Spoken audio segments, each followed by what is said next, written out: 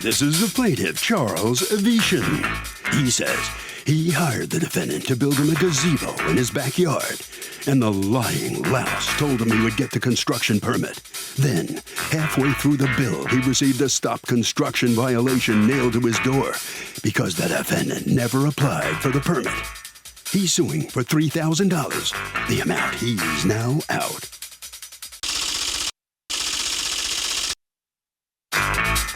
This is the defendant, Charles Reinell. He says he started building the gazebo. Then the town told the plaintiff he needed to apply for a permit. The stubborn guy refused and now wants a refund for all the hard work he did? No way. He's accused of being unpermitted. The defendant has filed a countersuit for $2,000 for unpaid work. All parties, please raise your right hands. Welcome back to the People's Court. Next case on the docket. The plaintiff hired the defendant to build him a gazebo, but the guy didn't get the proper permits, and the whole job was a mess. Now, the defendant is saying that the homeowner is responsible for applying for the permits. The guy didn't do it, and now here they are. It's the case of being unpermitted. Thank you, Douglas. You're welcome. Okay, Mr. Avetian, you are suing Mr. Reinell's home repair business for $3,000 that you say you need to be reimbursed because he lied to you, and you are counterclaiming for the rest of the job. Tell me what happened, Mr. Avetian. So we had an agreement by contract, and he was enthusiastic about wanting to start the work. And what was the work going to be? A wooden gazebo over my existing deck. All right. How did you find Mr. Reinell to hire him? It was on a handyman website. Okay. For the county. So you hire him to do what? Put in a new gazebo, replace an existing gazebo? What was happening? I had a metal frame existing gazebo with vinyl, and I wanted a more permanent wooden one. Okay. So you hire him to do that, and you enter into a contract with him. It says, sold to Charles Boat Slip. Mr. Reinell, will you tell me what that means? I don't know what that is, Your Honor. My contract doesn't have nothing to say. It doesn't say boat slips. Can I see your copy of the contract? Oh. It does? Who's telling you it does? Sorry. That's all right. Who's telling you it? My wife. Okay. I didn't know it did, actually. Okay, but does this look like your handwriting and the contract? Yes. Okay, so it says build an addition on back deck to cover existing gazebo for privacy. Okay. Yes. Now, go on, Mr. Avetian. What goes wrong? So he was enthusiastic about wanting to do the job, and he said this is a quote, licensed and bonded. It's a quote? He told you he was licensed and bonded? Yes, that's a quote. Okay, well, I'm looking at the contract, and not only does it not say licensed and bonded, it doesn't even have his name imprinted on the contract. It doesn't even have your full name. It's kind of the kind of blanks that you can get at an Office Depot. So there's no license number. There's no insurance number. So according to you, he said, I am licensed and bonded, right? He told me, correct. Okay, and then what happens? So he only accepted cash. So I gave him $1,000 cash to be able to get the material. The material listed that he has for $800 some dollars, it was actually $604.39, which I wrote on pencil underneath. So that was incorrect. It was almost $300 off. And he said his truck was in the shop getting repaired. It turns out he never had a truck. He would show up at my house. I don't know if he walked or took a bus. Then I offered to take him back to his home. He would leave at noon and not come back. And then a lot of times he didn't even have the tools. He was using my tools. So I would drive him home in hopes that, he wouldn't just leave the site and would come back to finish the work in the afternoon. But he would never stay a complete day. So then what goes wrong? Well, then I get a notice, red sticker on my door from the township saying there was no permit. The 30th of March, you get a red sticker on the door, and it says, what are you doing? You need a permit to do construction. And what do you say? Well, I approached him and I said, you told me you had a permit, you were licensed and insured. And wait, back up. So he told you he got a permit? He said he had a permit, yes.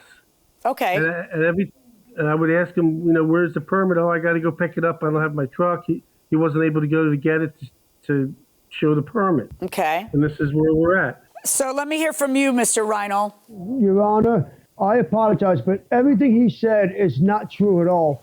First of all, me and my wife sat down with him and his wife. He knew from the door. I don't lie to my customers.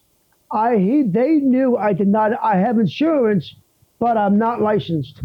They knew that. Number two, it is not my job. I don't get the permits. The customer, the homeowner, is the one that has to get the permits. I told him this. He knew that. They also knew that. Well, we agreed that because he lives on a back street right on the bay, it was actually Mr. Charles's decision to let me do it because it was kind of out of sight. At the same time, Meaning he wouldn't get caught? Yes, to be honest, yes. They have restraining orders on a couple of their neighbors. One neighbor in particular, every single day, several times a day, they have restraining orders on each other. His wife would come out on the back deck and start insulting, yelling at the neighbor. And I kept telling her every day, several times a day, what are you doing? We all know I'm doing this on a down low. Why are you yelling at the neighbor knowing she has a restraining order? What are you doing?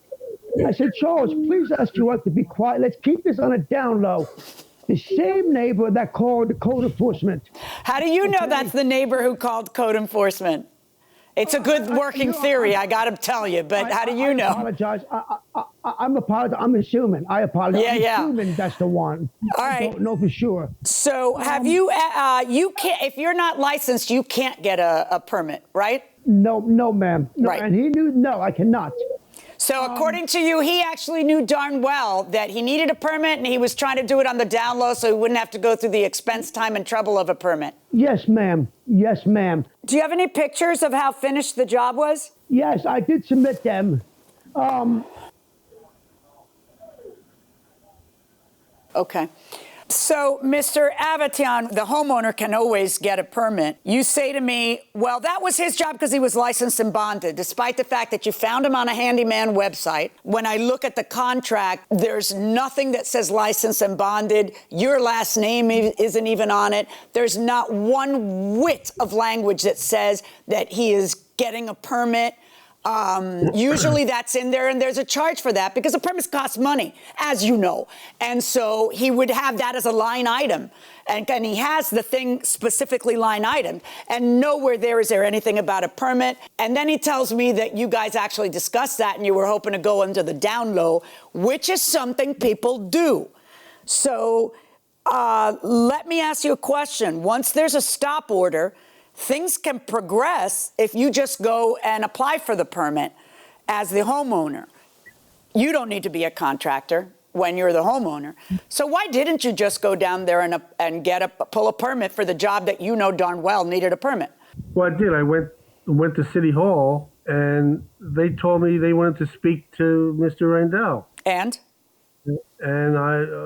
they told me he never had a permit. Yeah, I know. We all know he didn't have a permit. Right. We all know that. I think you're one of the people who know that. But what I'd like to know from you is, that's why there's a stop order. But there's a way around a stop order, and that is to do what the city or the county wants you to do. You have to go in there, then you have to apply for the permit, get it, and then the work can continue. So why didn't you do that? Well, they didn't want. They wanted to talk to him. And so you did what? Did you give him his number? What'd you do? Yeah, I gave it to Mr. Randell. I told him they wanted to meet with you down at City Hall, and he didn't want to go. No, nobody contacted me. Right. When you pull an owner permit, they don't need to know who your handyman is. No, ma'am, they don't. Right. So I don't see how that can be. But tell me about the kayak. You're suing for $350. What happened to the kayak that you're suing for $350? You can see in the picture, it has several knife slits on it. So according to you, he did this when? Sometime when he got pissed off, I presume. Well, and that picture what? That shows where he mixed cement on the deck there. He was mixing the cement on the deck. Is this something you spilled, Mr. Rhino? Ma'am, no, not at all. What is this a picture of, Mr. Avatian? What is this a picture of? So this is the sides when you step down off the deck. There's a landing, and this is the white trim on the side of the landing that he kicked with his boot. Okay, how do you know the things you say? Like, he kicked this with his boot. He mixed that over there. He cut the kayak. Did you see him do any of these things? Well, it was there when I brought him over in the morning. Everything was fine, and then when he left, it was all damaged. Okay, well, when you say when he left, it was all damaged, you did not notice something on the day he left, because the police were there with him when he went to get his tools. And when the police accompanied for him to get his tools, it was how many days after he told you don't come back because there's a stop order? How many days later did you go over there and get your tools? 3 or 4 days, I Okay. believe it was. And when you go over like there that. 3 or 4 days later, you have the police with you, correct? Yes, ma'am. So Yes, did Your you Honor. ever then, Mr. Avitian, tell the police 3 or 4 days later that on the day he came, it was fine, and on the day he left, everything was broken, ripped, and sabotaged? Did you ever tell the police that? Yeah, I filed a report about. No, he made not threats. later, after you guys get into this. I mean on the day that the police accompany him. Do you tell the police, look at everything he destroyed? I believe I did. Yeah, it was. Okay, let me right see the around that police time. report that you filed on the day that he went up to pick his tools.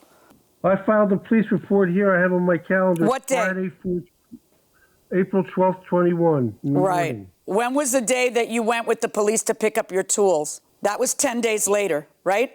Yeah, it was a Friday afternoon. if I Yeah, recall. so the date of the incident is 4/2 and the date of your report is 4/12. So I guess that's not on that same day. So then how do you know it was him? Well, he was the only one that had access to the deck.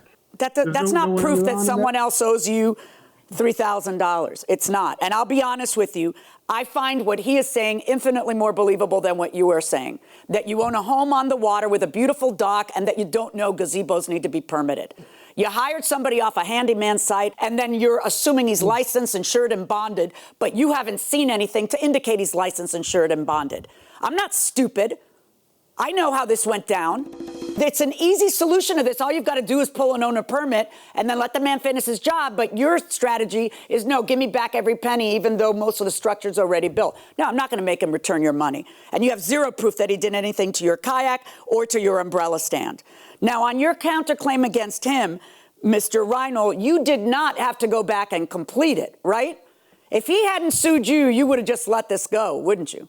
Honestly, yes. Okay, so what work was left to do, Mr. Reinl? Just about 1, 2, 3, 4, about 5 pieces of plywood put up, and that was it. And what about painting it? He said they did not want it painted.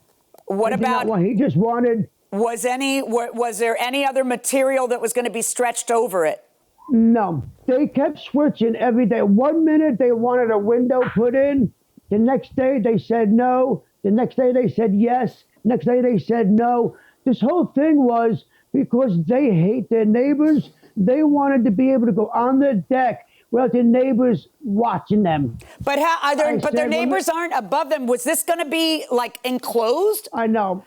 Yes. Oh, yes. so there was going to If you be look at like when you say the plywood's missing, it wasn't really going to be a gazebo. It was going to be an enclosed structure? No. Yes. Yes. What's going on right now, Mr. Avitian? What happened with the structure? Like, what's going on? The problem is he didn't go according to zoning.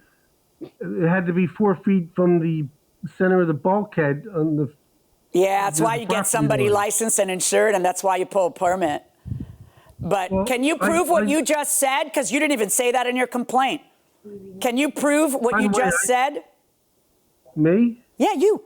You're the plaintiff. You're coming to court. You're asking me to order a man to pay you $3,000. You have the burden of proof for your case. Yeah, you just finished saying he built it in a way that I've got to take it down because it's 4 feet too close to what you just said that.